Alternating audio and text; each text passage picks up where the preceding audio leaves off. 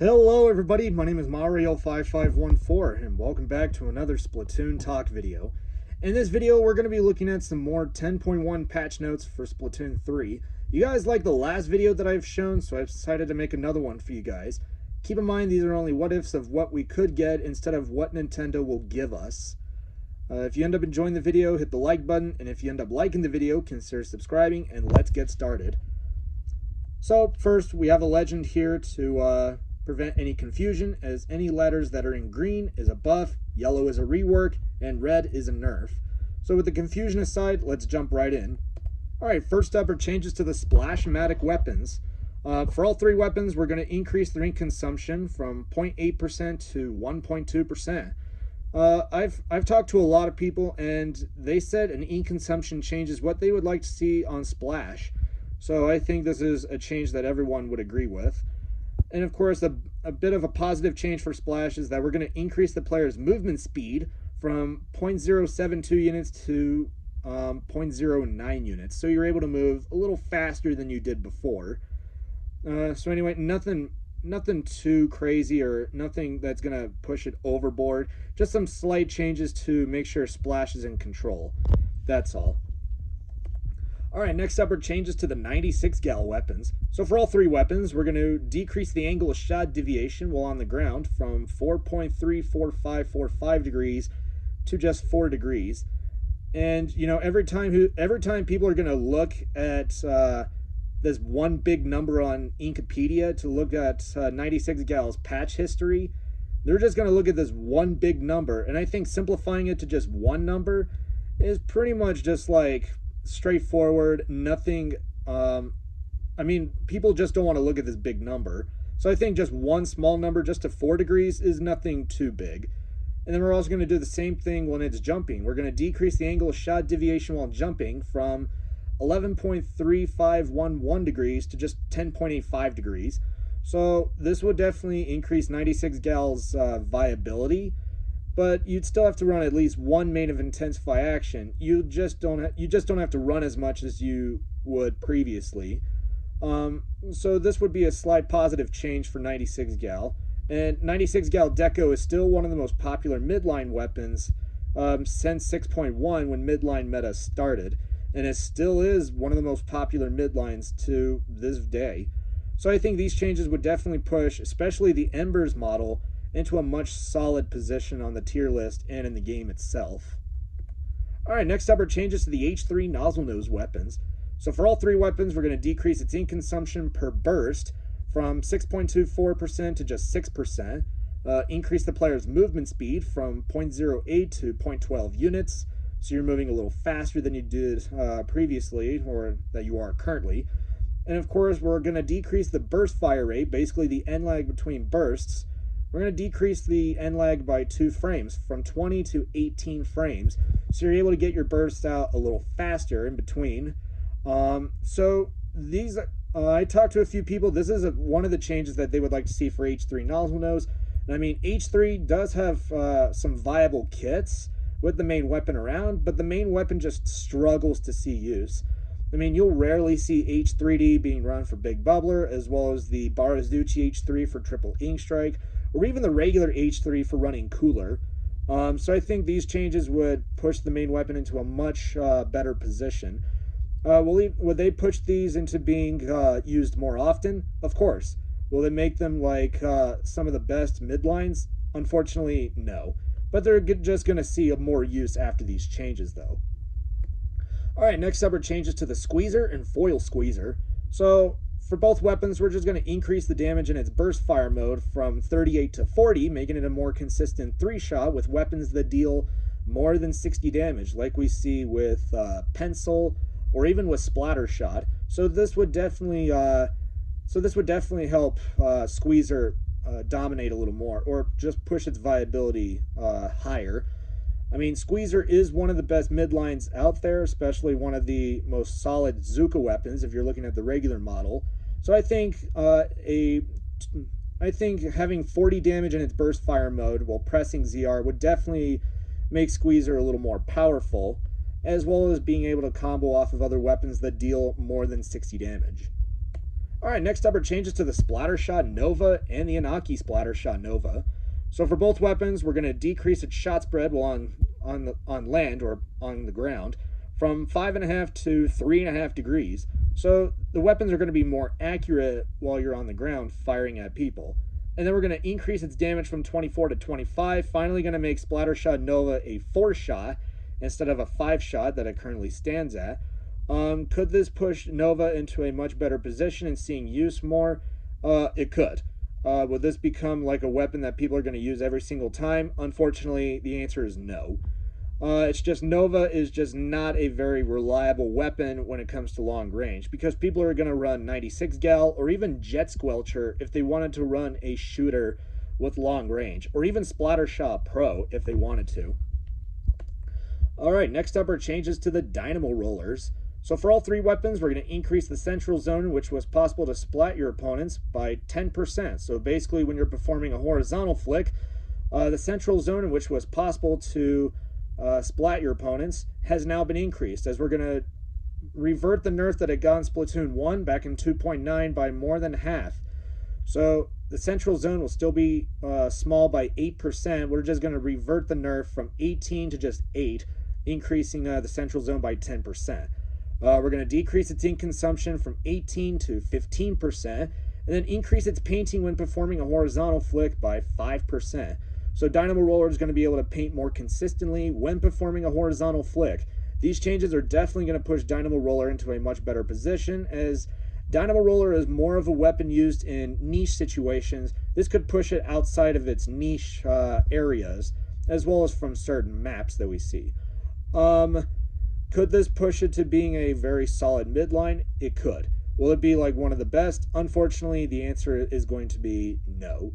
But these changes would definitely push Dynamo Roller higher, as well as seeing more use in the game. Alright, next up are changes to the Tri-Slosher weapon. So for all three weapons, we're just going to give it an ink consumption buff from 6 to 5.5%. So you're still going to be using as much ink, but you just wouldn't be using as much as you did previously or as you are currently. So I think that's the only change that Tri-Slosher weapons are going to get, is this small ink consumption buff. Alright, next up are changes to the Dually Squelchers. So for all three weapons, we're going to increase its damage from 28 to 30, making them more consistent 4-shot weapons, as well as it gives the Ember Dually Squelchers it gives it a much better place to actually, it makes them better in comboing with Splatter Color Screen more effectively than they can right now. As Screen does 40, 2 shots from Dually Squelchers do 56, and you basically deal 96 altogether, which pretty much just leaves the opponents with 4 health and still trying to go after you. So I think increasing its damage from 28 to 30 would definitely be what people would like to see for Dually Squelchers. We're going to decrease its ground RNG by 3%, so the shots are not going to deviate from each other or from the inner reticle. And then we're going to decrease its ink consumption when dodge rolling from 8% to 6.5%. This would definitely push Dually Squelchers into a much better position than they are right now, as Dually Squelchers are the only Dually's weapons to have little to no end lag, and having a slightly cheaper ink consumption when dodge rolling is definitely going to push Dually Squelchers even higher on the list and being used more often and being used in skirmish. So these changes would definitely be a lot better for the main weapons than where they stand right now. Alright, next up are changes to the Rapid Blaster and Rapid Blaster Deco. So I think for both weapons, we're just going to decrease their ink consumption from 7 to 6.25%, and that's all they're going to get. I think Rapid Blaster having cheaper ink consumption or being more ink efficient is definitely the place that I think Rapid Blaster would definitely be in, as all the other changes would definitely push it overboard. As Rapid Blaster it has a faster firing rate than the regular blaster, but at the same time you deal less damage. With its direct dealing 85, blasters deal like 125. So there is a bit of a trade-off with having a faster firing rate. You deal less damage, as well as with its damage doing a direct hit. So I think an ink consumption buff would definitely be all that Rapid Blaster is going to receive. Alright, next up are changes to the Heavy Edit Splatling, as well as to Heavy Edit Nouveau. So for both weapons, we're going to decrease the time to charge the second circle by 30 frames, from 120 to 90 frames. So this will definitely push Heavy Edit into a much better position, and you're able to have not as much downtime when you're charging the main weapon, as you have more of an incentive to go after people with a much faster charge time than where it is right now. And then we're also going to decrease its shot spread while jumping, basically its jump RNG, from 6 degrees to 4.5 degrees. So Heavy Edit is definitely going to have a much better time in being a cooler weapon on an anchor weapon like Heavy Edit, compared to other anchor weapons such as Pencil. And Heavy Edit still stands as a solid competitor to Pencil's dominance, as well as with other weapons, as well as with the Ember's 96 gal. So these changes would definitely push Heavy Edit into a much better position in competing with Pencil. Alright, next up are changes to the Range Blaster, as well as to the Custom Range Blaster, or as the Splatoon 1 players call it, the CRB. So for both weapons, we're going to increase its blast radius from 3.3 to 3.4 units, and then we're going to decrease its jump RNG by 5%. So you're not going to use as much Intensify Action, though you would still have to use at least one main of Intensify Action to reduce its jump RNG aside from it. So I think these changes would push Range Blaster into a much solid position, as well as you have some kind of a weapon that could punish at a distance, with the trade-off of having a longer firing rate, a slower firing rate, as well as having more ink consumption. And so these changes would definitely push Range Blaster into a much better position than they are right now. Alright, next up are changes to the Splatter Shot weapons. So for all three weapons, all we're going to do is just decrease their ink consumption from 0.92 to just 0.9%. I bet that's the only change I think Splatter Shot's going to get, and that's it. Aside from that, Splatter Shot has gotten many buffs over the years, and I think this is probably going to be the only buff Splatter Shot will get in this game since it started rising through the meta. If you're looking at the regular model, of course. Alright, next up are changes to the Splabrella and Cerellabrella. For both weapons, we're going to increase its maximum damage from 81 to 90.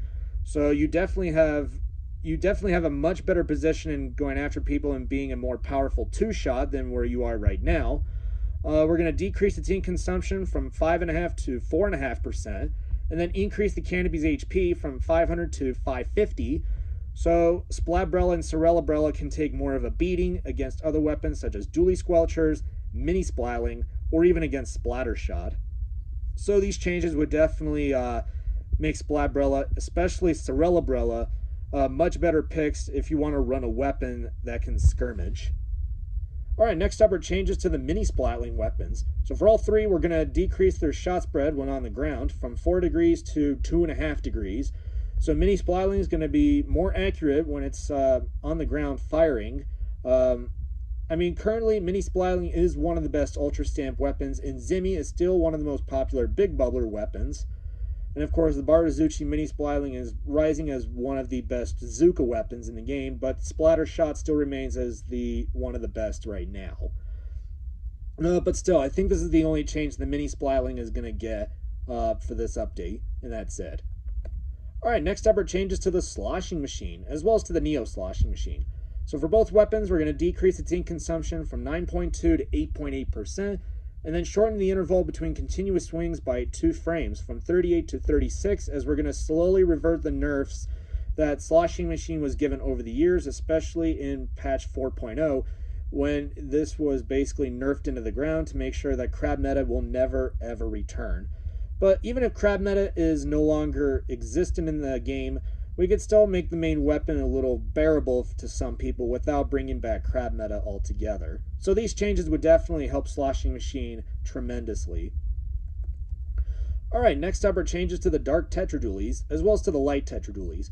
For both weapons, we're going to decrease its shot deviation while on the ground from 7.4 degrees to 6 degrees. And then we're going to increase its damage from 28 to 30, making Dark Tetradualies a more consistent 4-shot weapon.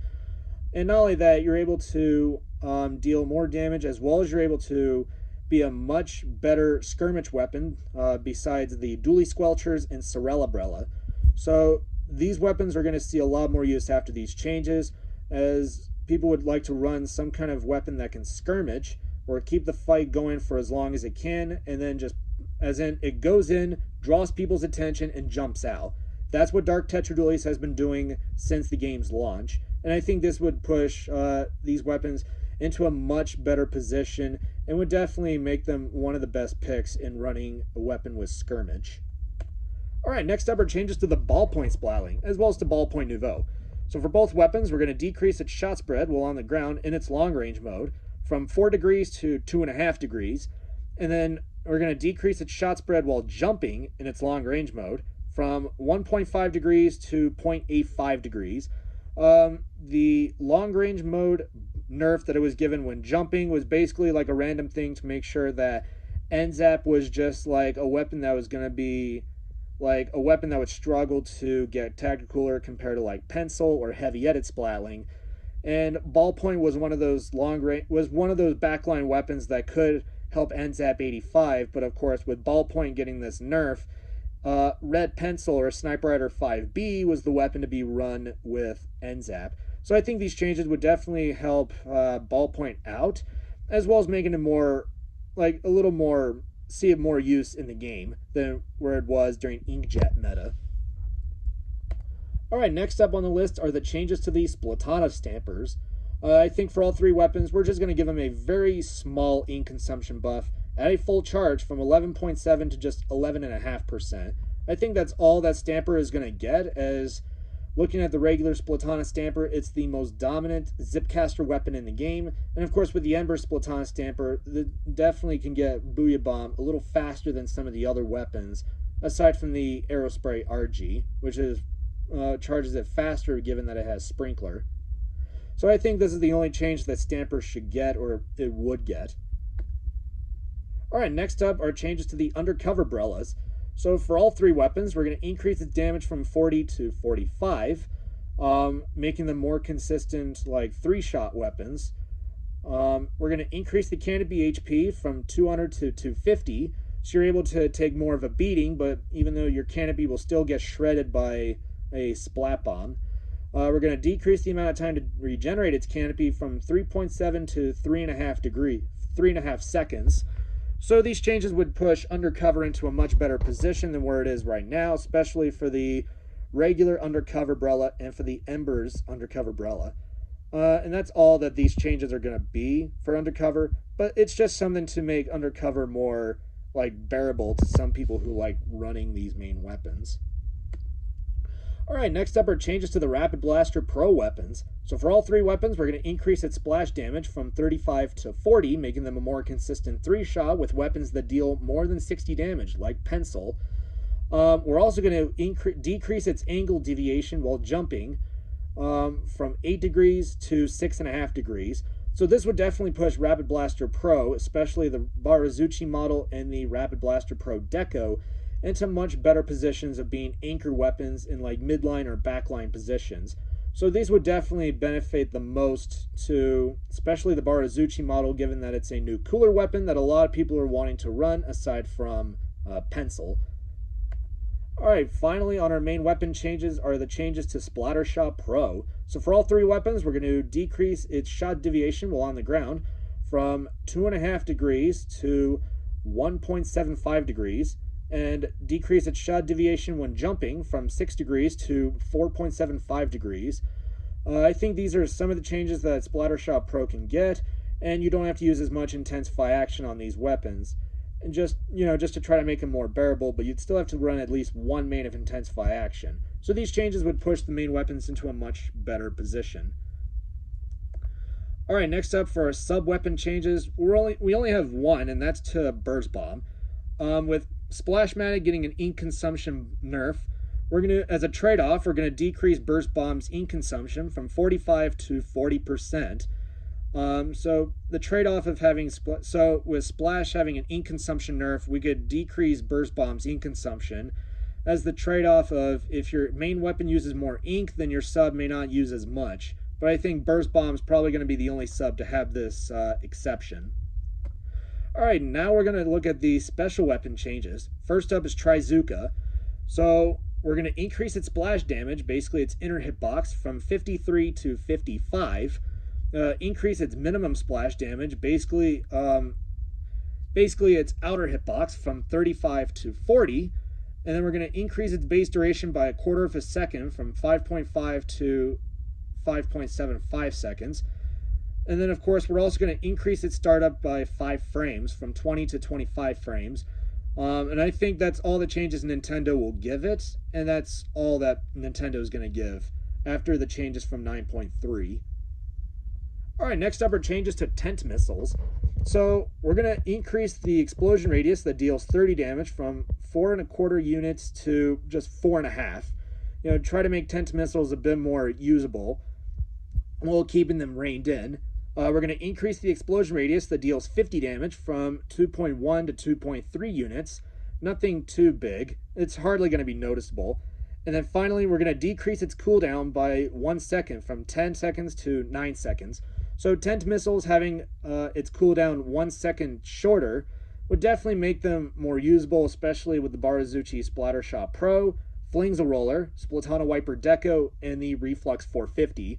So any weapon with tent missiles are probably going to have a bit of a much better time of having the special than where they currently stand right now, since the last change that tent missiles were given was back in 5.1, and that was it. Alright, next up is changes to the Inkjet. So we're going to increase its strafe speed by 5%, so you're able to move a little faster when the special is after you deploy the special.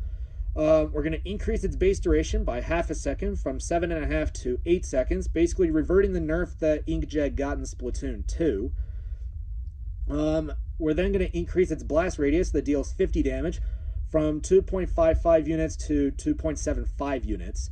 So it would make Inkjet more usable to weapons like the Rapid Blaster Deco, Ballpoint Splatling, Ember's L3 Nozzle Nose, as well as to the Anaki Splattershot Nova. So Inkjet getting these changes would definitely be a little better. It could definitely push Inkjet a little bit higher on the in its appearance, but it's still going to be remaining as an A-tier special, or just a special that's still going to struggle, but these changes are definitely going to push Inkjet into a much better position. Alright, next up are changes to the Super Chump. So we're going to increase its HP per chump from 60 to 80, making them a little more tankier, as well as being able to be more of a distraction, and it will take a little longer for opponents to try to destroy them, and try not to paint the ground that when they explode. We're going to decrease its base duration by an entire second, or from 10.5 seconds to just 9 seconds. And then we're going to increase the number of chumps that are fired in the air from 12 to 14. So you have more more to deal with after someone deploys them when they're using like NZAP 89, custom dually squelchers, or the Bamboo Mach 2. So Super Chump would definitely fare a lot better with these changes, and definitely be more usable in terms of displacement compared to Triple Ink Strike or even Tent Missiles, which those two are still better than Super Chump in terms of displacement. Alright, next up are changes to the Ultra Stamp. So there's only going to be 2 changes for this special, as we're going to increase its base duration by half a second from 7.5 to 8 seconds, basically reverting the nerf that it got in like the earliest parts of the game, from like I think 2.1 to like 3.0. So this would definitely push Ultra Stamp into a much better position and being able to last a little longer. And then we're going to increase the Stamp splash damage from 40 to 50, so it's more of a 2-shot than a 3-shot. So yeah, I think Ultra Stamp would fare a lot better with these changes than where they currently stand right now, as of 9.3. Alright, next up are changes to the Kraken Royale. So we're going to increase its movement speed from 11.52 units a second to 12 units a second, so it's moving a little faster when it's not performing a charge attack. We're going to decrease its startup by 5 frames from 60 to 55. Even though it'll still take a little longer for the special to deploy, basically the transformation time, but you'll still get it slightly faster without going overboard, unlike the Splatoon 1 Kraken when it had a 1-frame startup. So anyway, another change is that if you use a shooter, a roller, a brush, if you use dualies, if you use umbrella, or splatanas, you will deal 5% less knockback to the special, especially if you're in like tower control, where it's going to be a little bit more of a pain to try to deal with. However, for the rest of the weapons, if you use a charger, a splatling, tri-stringer, or a blaster, you are going to deal 5% more knockback to the special. So for any of the weapons that I've just listed, with the trade-off of having 5% less knockback on these weapons listed here, the others are going to have they're going to deal 5% more knockback as a bit of a trade-off. All right, next up is a change to triple splashdown. I think one change we're going to give is we're going to increase its radius inked by the explosion from 10 units to just 10.5. This would put triple splashdown in a much better position, as we're going to see a bit more of the Ember's Big Swig Roller, the End Parry Splat Dualies. We may even see a bit more of the Nautilus 79 or the Custom X Splasher when running triple splashdown. So this change would definitely fare a lot better, especially for some of our new triple splashdown weapons in the crowd, especially for the Barazuchi Jet Squelcher. Alright, now we have the points for special changes. So Splashmatic will get plus 10 points for special. 96 Gal Deco and Squeezer will both get minus 10 points. Foil Squeezer and Splattershot Nova will get plus 10 points for special. And then Tri-Slosher Nouveau will get minus 10 points for special, increasing its cooler output. So I think for these changes, they're going to be very good for the weapons, keeping them in control. Splash is going to have a bit more of a time trying to get its special, a little longer. Foil Squeezer is going to take a little longer in getting screen. Splattershot Nova is going to take a little longer in getting Killer Whale 5.1. So I think these changes are relatively solid when looking at the main weapons. Alright, next page is we're going to be showing the Barazuchi Tri-Slosher getting plus 10 points for special. And for the Custom Dually Squelchers, Rapid Blaster Deco, Heavy Edit Splatling Nouveau, and for both Range Blasters, they're all going to get minus 10 points for special. So we're going to increase the Super Chump output on Custom Dually Squelchers, increase Inkjet output on Rapid Blaster Deco, increase Crab Tank output on Heavy Edit Nouveau, increase the output on Wavebreaker on Range Blaster, and increase the output of Kraken Royale on CRB. And then for our last page, we have a bit more changes, as both the Barazuchi Mini Splatling and the Ember Splattershot will both get plus 10 points for special, along with the Ember Splatana Stamper. Sloshing Machine, Barazuchi Rapid Blaster Pro, and Ballpoint Splatling will all get minus 10 points for special, making them more usable in the game. And then finally, with 10.0 releasing Urchin Underpass, like a returning stage from Splatoon 1, according to like a Twitter post that I saw in one of Prochara's videos, Nintendo did not say that Urchin Underpass was the last Turf Battle stage that Nintendo is going to add. Neither did they say that for Lemura Hub. So I think for the Turf Battle stage I would like to see returning, like 3 of them. First one is Salt Spray Rig. I think Salt Spray Rig returning would definitely be a nice addition with Urchin Underpass, as Salt Spray Rig was one of the first Turf Battle stages added to the game upon the game's initial release back in 2015. And I think if Urchin Underpass was to come back to Splatoon 3, it would face a lot of reworks for Splat Zones, or I think for Rainmaker and Tower Control it's going to have a lot of reworks. It's barely going to have any reworks when looking at Splat Zones. I think Clam Blitz is definitely going to have a lot of reworks on Salt Spray Rig. So I think Salt Spray Rig having a return would definitely be possible, which is what I would like to see. It would definitely be another touch of nostalgia for anyone who has played Splatoon 1 or has missed Splatoon 1. Another stage from Splatoon 1 I would like to see returning would be Piranha Pit. I think the stage was one of the best looking back at Splatoon 2, and I think Splatoon 1, it was also had the gimmick of having the conveyor belts. I think it would face a lot of reworks, especially for Rainmaker and Tower Control. I think for Splat Zones, it wasn't much of a hassle. I think Clam Blitz would definitely have more of a rework. I think some of the reworks wouldn't be as drastic for like Clam Blitz, Tower Control, or Splat Zones. I think Rainmaker is going to have the most reworks. And then finally is a Turf Battle stage from Splatoon 2, Skipper Pavilion. A lot of people have said they would like to see the Reef return, but I would like to see Skipper Pavilion return, since I barely have heard any negative comments about Skipper Pavilion. And of course, this stage doesn't have as much problems when looking at it at Turf War, but I think it would face a lot of reworks when looking at tower control or Rainmaker. Wasn't much of a hassle in Splat Zones. I think Clam Blitz would definitely undergo some reworks, and that's pretty much it. And that's it for all the changes for 10.1. If you guys like the video, be sure you subscribe and don't forget to leave a like on the video. Thank you all for watching, and I will see you next time.